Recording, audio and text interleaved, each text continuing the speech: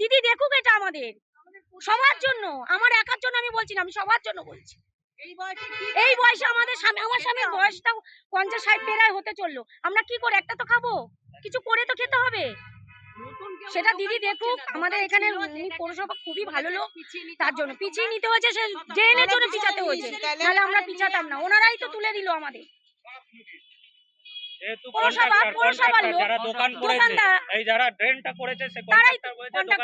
ভাঙতে হবে, যে দোকানগুলো সরাতে হবে, কারণ এখান থেকে ড্রেন হবে।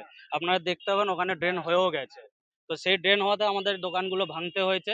এবার ভাঙার পরে আমরা কি করে খাবো? আমরা তখন কাউন্সিলরের কাছে যাই যে দাদা আমরা কি করব। উনি আমাদের সমস্ত হেল্প করে, ঠিক আছে। কারো যদি ব্যবসা, মনোজ সাউ আমাদের 33 নম্বর ওয়ার্ডের খুবই ভালো লোক উনি।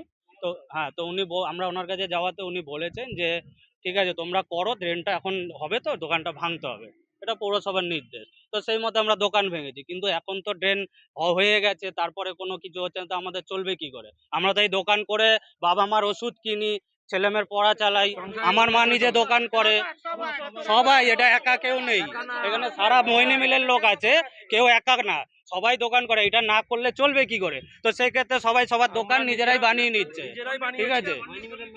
অন্যের জমি কেন, এটা অধিকার। শুনুন, যেদিন মোহিনী মিলের লোক খেতে পায়নি কোনো মিডিয়া আসেনি, যেদিন মোহিনী মিলের লোক খেতে পায়নি কোনো মিডিয়া আসেনি, জিজ্ঞেসও করেনি ঘরে রান্না হয়েছে কিনা। কাউন্সিলরই পাশে ছিল, যদি পাশে ছিল কাউন্সিলরই ছিল, একটা লোক আসেনি, ঠিক আছে। মোহিনী মিলে তুলুন কি অবস্থা, সিপিএমরা ইটটা পর্যন্ত খুলে নিয়ে গেছে। আজকে সিপিএম আর বিজেপি হয়ে এই দোকানদারদের এখন উচ্ছেদ করতে চাইছে। আমরা তো ফুটপাত দখল করে যদি বসে থাকি, তো বেলগুড়িয়ায় তো অনেক ফুটপাতের দোকান আছে, সব তুলুন, সব ফুটপাতের দোকান তুলে দিন তাহলে। না, ফুটপাতে না, আমরা মোহিনী মিলের জমিতে আছি, আমরা কারো জমি দখল করিনি। যদি কারো কেনা জমি দখল করতাম ঠিক ছিল, হ্যাঁ আমাদের পেটে সংসার চলে।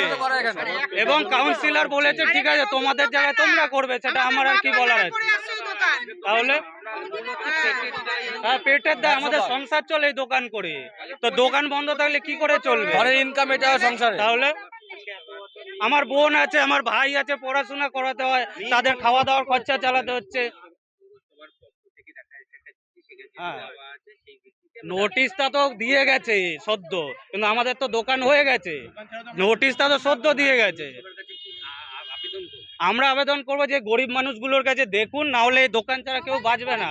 প্রচুর বঙ্গু বাবা ভাই বোনও আছে বাড়িতে, এই দোকান করে চলে তাদের, যার ধরুন ছেলে নেই, এই যে বয়স্ক মহিলা ছেলে নেই, তা চলবে কি করে?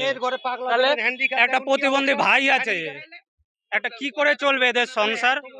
আমরা পৌরসভার পৌরপ্রধান গোপাল স্যার কাছে অনুরোধ করব, নোটিশ দিয়েছেন কিন্তু এদের কথাটা একবার ভাবুন, হ্যাঁ এদের কথাটা ভাবুন। একদমই তাই। দখল করিনি কিছু, এখানে আমরা দখল কিচ্ছু করিনি, এটা আমাদের জমির মধ্যেই আমরা আছি, ঠিক আছে। আমরা কোনো দখল করিনি, আমরা কারো কেনা জমিও দখল করিনি, ফুটপাতেও যাইনি। আর যদি ফুটপাতেও থাকে তাহলে সারা বেলগড়িয়া, আগরপাড়া, সোদপুরে সমস্ত ফুটপাতের দোকান তুলে দিক, আমরা উঠে যাব। না, বলার আমার সেই অর্থে কিছু নেই, কিন্তু আমি বলি এই আজকে থেকে 5-7 দিন আগেই আমার কাছে একটি মার্চ পিটিশন এলো, এবং সেখানে বিস্তারিত প্রায় 100খানি মানুষ স্বাক্ষরিত মার্চ পিটিশন। যেই মার্চ পিটিশনে তারা মুখ্যমন্ত্রী থেকে বহু মন্ত্রী, বহু নেতা, এমএলএ, এমপি সকলকেই জানিয়েছে। তো সেই চিঠিটা পাওয়ার পরে আমি আমার ডিপার্টমেন্টকে ইন্সপেকশন করতে বললাম। তো ডিপার্টমেন্ট ইন্সপেকশন করেছে, করে গিয়ে যা দেখেছে তাতে বললো যে হ্যাঁ কিছু ঘরফর হচ্ছে এবং ইসে হচ্ছে, যা যা হয়েছে সেটা বলেছে। বলার পরে আমি নোটিশ লাগিয়ে দিতে বললাম, এবং নোটিশ ইস্যু করে সব জায়গায় লাগিয়ে দেওয়া হয়েছে, এবং সেটা থানাকেও জানিয়ে দেওয়া হয়েছে।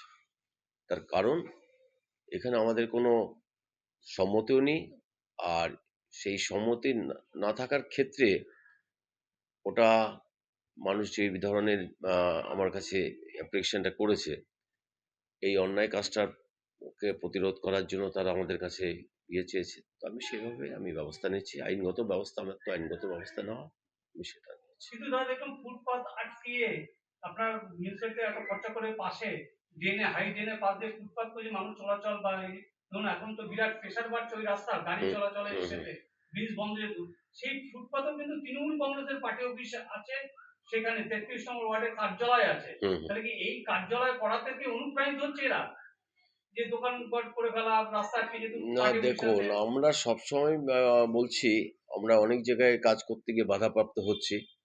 তো আমাদের প্রথম কথা যে যেটা হচ্ছে, আমাদের পৌরসভার অনুমতি নিয়ে কেউ কিছু করেনি। পৌরসভার অনুমতি নেই। যেখানে যা করছে এটা বেআইনিভাবে ভিত্তি হবে যে বেআইনি কাজ হচ্ছে। তো আমরা সেখানে কাজ করতে গিয়ে যদি আবার সমস্যার সম্মুখীন হই, তাহলে আমাকে সেটা ভাঙতে হবে। ওখানকার যে কাউন্সিলর নাকি অনুমতি নিয়ে দোকানপাটগুলো বসানো হচ্ছে, কাউন্সিলর নাম আছে।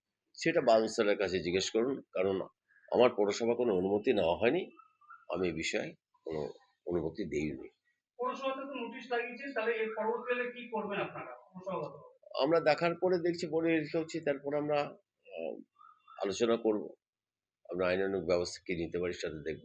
কারণ পৌরসভার কোনো অনুমতি ছাড়াই হয়েছে, এটা আমি বারবার বলছি, এবং শতাধিক মানুষ আমাদের কাছে মাস পিটিশন করেছে, এবং আমার এই মুখ্যমন্ত্রী সহ সমস্ত আমাদের এমএলএ এমপি সমগ্রকে জানিয়েছে। আমি তাদের সঙ্গে কথা বলবো, কথা বলে যেটা করা যায় সেটা আমি করবো। আজকে পুলিশ থেকে 3 জন মিস্ত্রিকে আটক করেছে, কি বলবেন? হ্যাঁ, পুলিশের কাজ তো করবেই। তার কারণ আমাদের যে নোটিশ, সেই নোটিশ আমরা দিয়ে দিচ্ছি। এই নোটিশের পরে পুলিশ যদি করে থাকে, সে পুলিশের কাজ করবে। আর আমার একটাই কথা হচ্ছে যে পৌরসভার কোনো অনুমোদন নেই, অতএব যেটা অনিয়ম হবে সেই অনিয়ম যেইভাবে আমাদের মানে মোকাবেলা করতে হবে সেটা করবো।